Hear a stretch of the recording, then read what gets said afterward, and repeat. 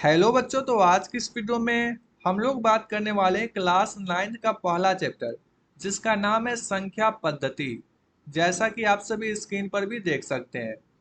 और आज की इस वीडियो में ये जो आपका प्रश्नावली 1.1 है, इसका पहला नंबर प्रश्न को जितना अच्छा से हो सकता है उतना अच्छा से हम लोग समझने का प्रयास करेंगे। तो आइए इस क्वेश्चन को हम लोग समझने का प्रयास करते हैं। आपके प्रश्न में बोला जा रहा है कि क्या शून्य एक परिमेय संख्या है। शून्य का मतलब क्या होता है? शून्य का मतलब होता है जीरो। और इसी जीरो को हम लोग हिंदी में क्या बोलते हैं? तो हिंदी में बोलते हैं शून्य। ये आपको पता होना चाहिए।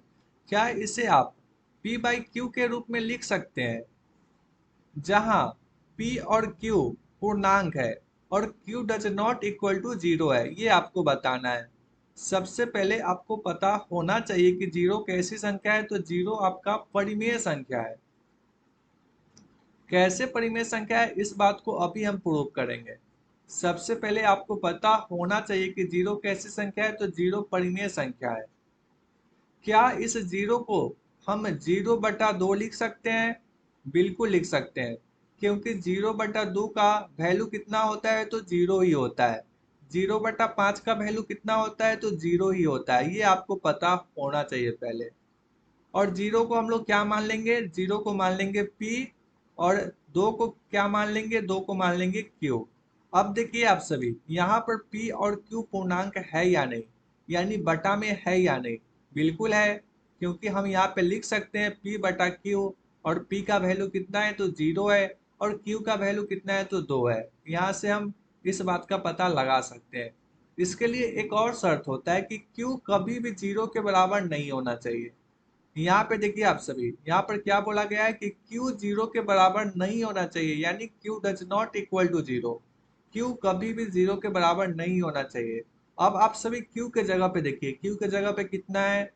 दो है। यहाँ पे देखिए आप सभी, ये हो गया आपका P और नीचे वाला हो गया आपका Q।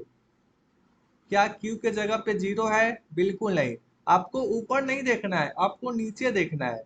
क्या नीचे जीरो है? अगर नीचे आपका जीरो नहीं है तो आपका कैसी संख्या है? परिमेय संख्या है। तो ये दोनों आपका कैसी संख्या है? ये दोनों आपका परिमेय संख्या है। ठीक है बुआ साहब, बस एक छोटा सा लाइन आपको लिख देना है यहाँ पे, ताकि जो एग्जामिनर हो, यानी कॉपी देखने वाला हो, उसको पता चल जाए कि आप इस प्रश्न को खुद से बनाए। आप रटे हुए नहीं है इस प्रश्न को। आपको लिख देना है कि हाँ, शून्य एक परिमेय संख्या है, क्योंकि हम जानते हैं कि परिमेय संख्या वह होती है जिसे p/q के रूप में लिखा जाता है, तथा q does not equal to zero होता है। इस बात को आपको यहाँ पे लिख देना है। ठीक है बुआ साहब, तो आइए इस बात को हम यहाँ पे लिख दे रहे हैं, इसको हटा देते हैं, क्योंकि ये है आपका कचरा वाला पार्ट। बस ये आप समझने के लिए था यहाँ पे। ठीक है बुआ साहब, यहाँ पे हम लोग लिख देंगे, हाँ, शून्य एक परिमेय संख्या है। शून्य का मतलब जीरो। शून्य एक परिमेय संख्या है। ठीक है बुआ साहब, शून्य एक परिमेय संख्या है।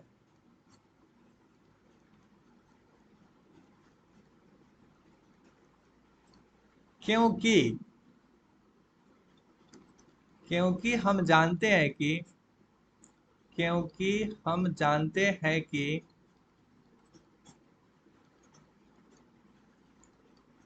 परिमेय संख्या वह होती है, कि परिमेय संख्या वह होती है